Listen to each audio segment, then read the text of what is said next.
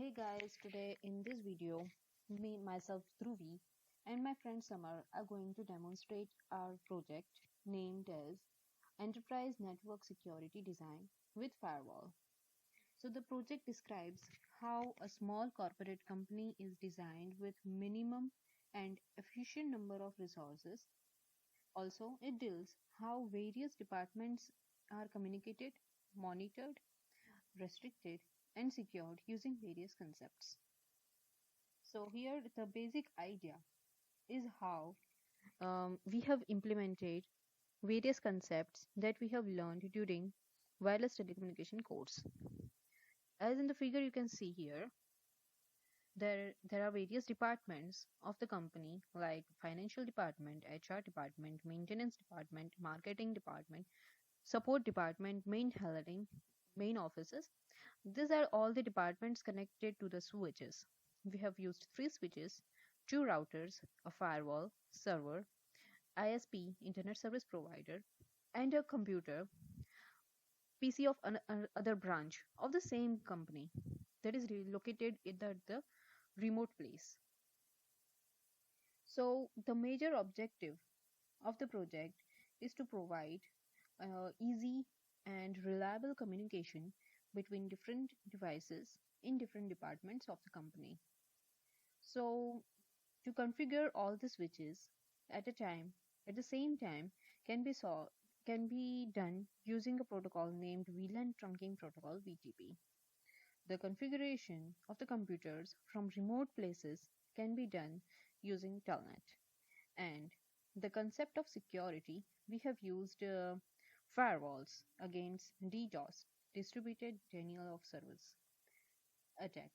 ICMP is denied and TCP is allowed only for the web servers IPs. So this is basically a company that provides a service to make a web page. Also, we have used ADDS type of security. So as you can see, there are three switches that will be obviously um, STP, that is, there will be a looping. So to avoid looping of the packets, we have used STP, spanning tree protocol. Now we'll see the VLANs that we have created. So here you can see VLAN 10, 20, 30, 40, 50, 60, 70, and 80. These are number of VLANs. They are all in the active status, and these are the ports connected to each VLAN. Now we'll go to the router and see the DHCP protocol. Show IP HCP finding. So these are the IP addresses of each computer that is automatically given to each computer. Now see, we have a lot of computers in the company. We cannot go manually to each PC and give IP addresses. So we have used DHCP protocol that automatically gives IP addresses to all the devices. Now we'll see show standby.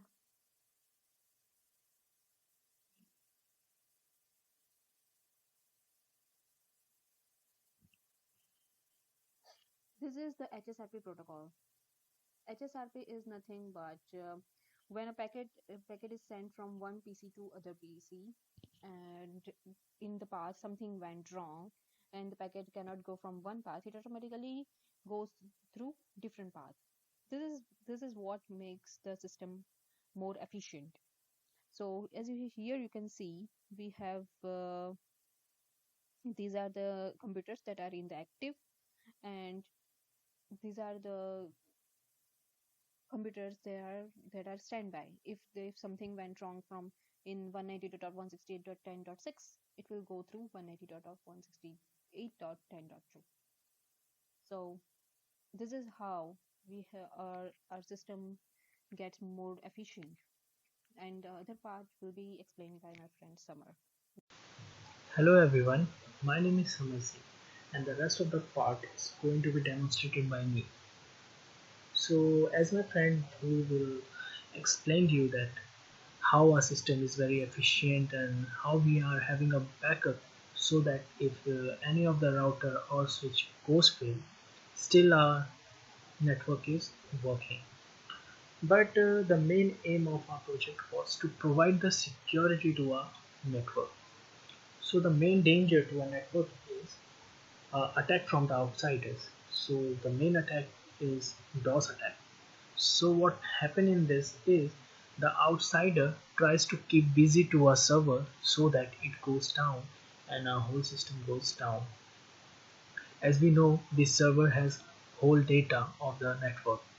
So to avoid this, so what happened is that outsider tries to ping to a server continuously so that it goes down and our whole network go crash. So to avoid that, we are using this firewall which do not allow this ICMP messages like ping from the outside to our server. So here we will see in a firewall that what are allowed and what are not allowed. So, so, yeah. So here we can see that it permits TCP. So the outsider are allowed to do the TCP, but it denies the ICMP to server, and it permit the IP. So what is IP is? The IP is the devices which are connected to a private network, so that they are allowed to access to a server. So whatever we have seen in a firewall, we are going to perform that. Like over here, for the first time, whenever we will do this, it will always fail.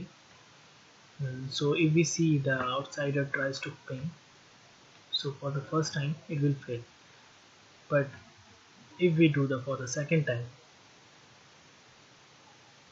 it is again failed. So it means that the outsider are not allowed to ping. But as we have seen that it allows the IP, that whatever our devices are connected to a network, they are allowed to ping. So we'll try to ping from here to the server. The first time will fail, but from the next time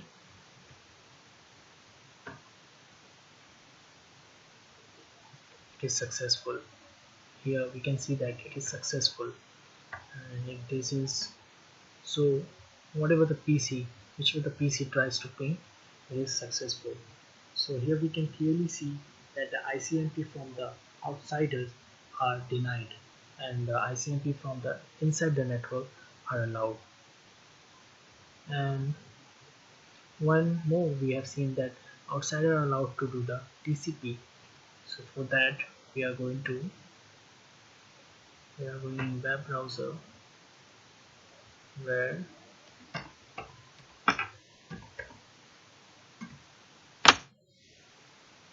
so here we can see that the web page which was designed and which was on the server are able to see by the outsiders. So here we can clearly see that the ICMP from the outsiders are not allowed, but that our system is secure from the outsiders.